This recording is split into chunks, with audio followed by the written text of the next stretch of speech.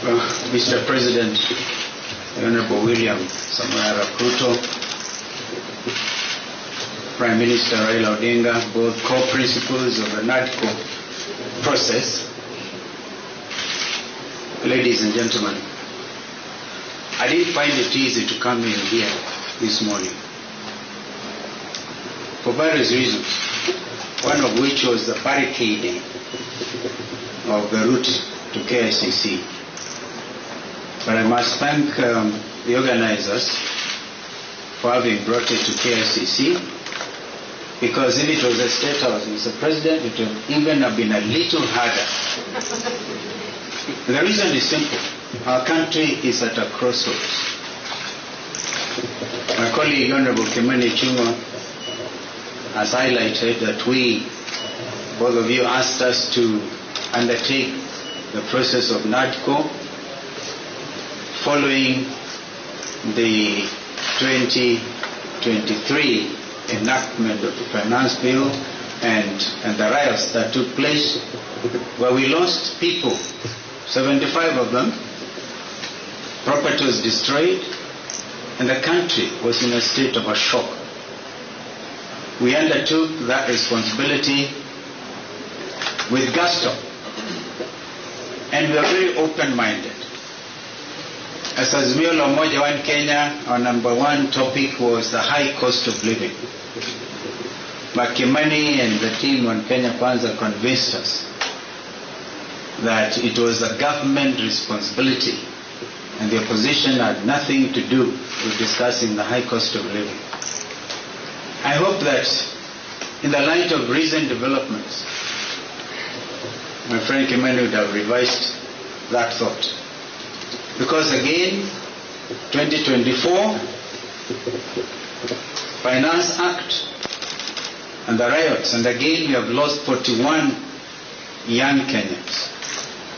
This time they came in the form of Gen Z, but they are Kenyans. They have a right to belong. In fact, they are carrying the national flags. They have done it better than we did when some of us nearly got killed. Mr. President, I want to urge that we look at our country afresh. There's no way we can wish away the Gen Z revolution. And if we were to begin to be honest with ourselves, perhaps we need now to go back to Bomas, because during the presentations, Kimani and Cheruiyot may remember, and Wandai was deputizing me, that a lot of Kenyans wanted us to open this space. The space has been opened by Gen Z. I wish we had moved with speed. It has taken inordinate delay to get to where we are today, to get the first product out of NADCO. And I'm not so sure, my friend Kimani, whether it is expected of us to even fast track the other 8. They have to be juxtaposed by the reality of the country and this new report. If we are not careful, all of us will get thrown out by the Gen Zs, because they say we have come of age. You say that we are leaders of tomorrow, we are leaders now. We can't wish them away. Therefore, I want to urge that we now look at the whole thing. For example, we have now set up the process of nominating new commissioners. We made it very clear that both you, Mr. President, and Mr. Raila Odinga, the Prime Minister, will have to agree on, perhaps most importantly, on who becomes the chair of the new IBC.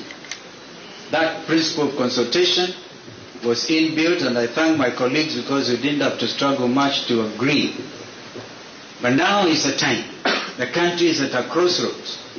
Can we, for a beginning, even in order to bring the country to normalcy, can you, Mr. President, order the Inspector General of Police, if he doesn't resign, can he remove the police from the streets?